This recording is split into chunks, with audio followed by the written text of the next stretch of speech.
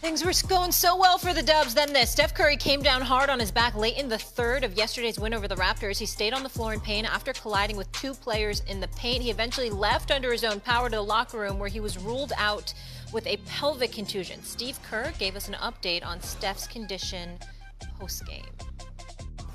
Getting an MRI right now. I just kind of fell pelvic, tailbone area. So he was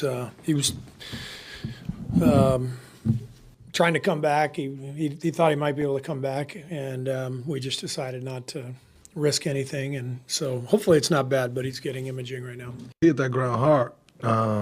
You can hear it. It's crazy. Obviously a very scary moment for us, for him. Hopefully he's good. Scary for sure. Monica, 2 days in a row. Who's better than me? Party. How are we feeling, girl? I'm good. Happy Friday. Happy Friday. All right, what would happen if the Warriors needed to rest Steph Curry? Actually, their schedule, Molly, is a little bit favorable, S.A. Good morning. I don't think it's the end of the world. The thing we have not really discussed about the Warriors' ascent is how good they've been on defense with the addition of Jimmy Butler. And perhaps it has been discussed by some. But as you look ahead at their schedule, the next, four games on the road?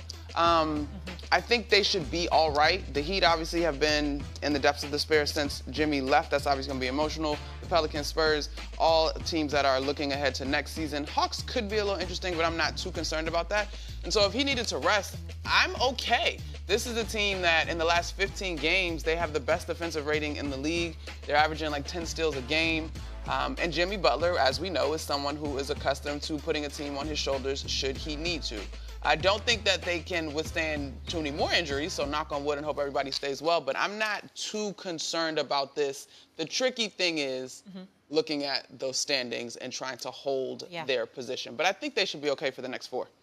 They should be okay. They should win at least 3 of them. But the flip side to that, Eminem, is that they have to be concerned because they're 2 games behind the Grizzlies, but they're 1.5 games ahead of the Clippers. Now, why does that matter?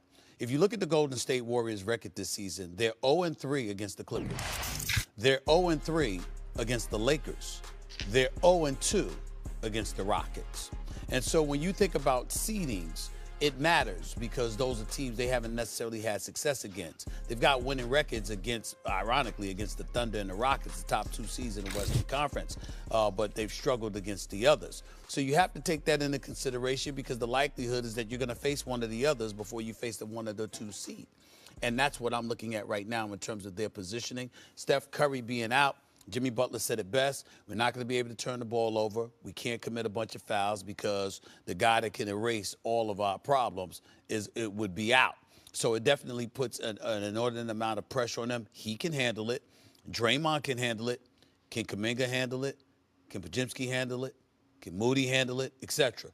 That's going to be the question mark. It can be very, very interesting to say the least, no doubt. We'll see what happens. All right. We'll leave that there. And that is that intense. But there is no doubt that the combination of Jimmy Butler and Stephen Curry has brought this team a new life. When you look at the last 15 games, for sure, they're averaging 10 steals. They're top rated in terms of defensive rating. They've been really effective on both sides of the ball. Now, without Steph, previously, there was no one else that could draw 2. Jimmy Butler is still capable of drawing 2, but we'll see what that looks like because without Steph, you're sort of reverting back to what he had in Miami. So, Bobby, this obviously is a moment for Jimmy Butler to take over and put this team on his shoulders if he needs to. They are currently 1.5 games ahead of both the Clippers and the Timberwolves in that race to stay out of the play-in. Yeah, I think certainly Butler will lead the way, but Greeny, I think the X factor here, even if Curry has to miss some time, is the offensive version of Draymond Green. Last night, shoots 5 for 14 from 3, 21 points. Previously, 1 of 11 from 3 in the past 3 games, and teams are daring him to shoot the ball. If he's making it from the perimeter, they can sustain this even if Curry's going to be out a little bit. Yeah, I'm looking up the numbers here. Draymond took 14 threes last night. So sustain is really the key here, right? I mean, that's what they need to do. They need to, we've used this expression with the Lakers without LeBron. They need to tread water until they get their star back. Yeah, and I think a big part of it is you got to look at who their opponents are coming up. The Raptors, I don't know if you want to call the Raptors in a full-on rebuild, but they're not necessarily contending this year, and that's no secret. They're getting ready to go on the road. The Hawks have they've been dealing with a bunch of injuries. They've been in and out. The Heat is obviously going to be an emotionally charged game. The Pelicans are sitting in the bottom of the Western Conference as well, and the Spurs just knocked off the Knicks the other night. So it starts to get tricky and really intense when you look at that April 1st, starting with some of those Western Conference teams that they're going to be vying for positioning with. And I'll make it as clear as we can make it. We have no idea how injured Steph is, and there's every reason to believe he's going to be fine and back relatively quickly. Remember, he rested the other day. Just this week began, Bobby, with Steve Kerr talking about how exhausted Steph was and needing a break. He gets the day off. They still find a way to win that game, and now he goes down here yesterday. Quick final thought on the Warriors, Bob.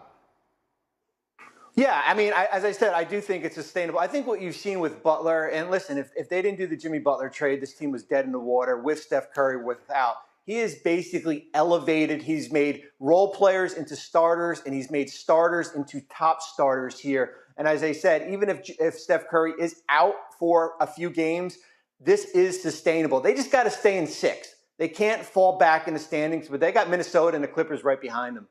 That's exactly where it is. They've got those 3 teams, and maybe even a few that are ahead of them, fighting for that final spot just to stay out of that play-in where you've got to play for your playoff life in essentially 2 days. All right, everybody stay where you are. Bobby. There's no one outside of Oklahoma that you should feel concerned about.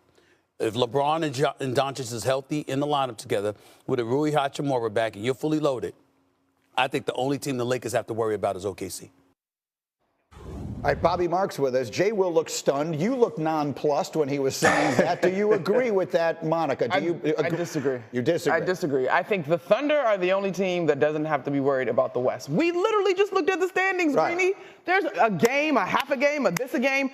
It's tight. It's tight. I do not feel confident that the Lakers are going to run away from anybody. I don't feel confident that the Warriors are going to run away from anybody. The only team that I think is rational to have confidence in the West is the Thunder. So I disagree with him. Bobby, how about you?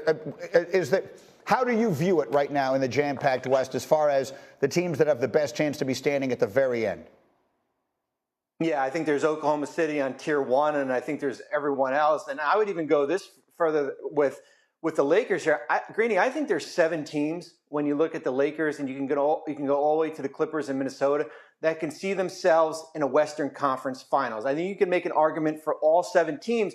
But as we've said before, if the Lakers finish 4th or 5th, they're not getting past Oklahoma City in round 2 here. So I do think it's wide open. I don't think it's Oklahoma City, then the Lakers, and then everyone else. I do think they're bunched up there with Oklahoma, with Denver, and certainly Memphis and Houston in that group. You actually made the comment in our meeting this morning. Who is it you think, if someone's going to beat the Thunder in the playoffs in the West this year, which team did you tell me you thought had the best chance?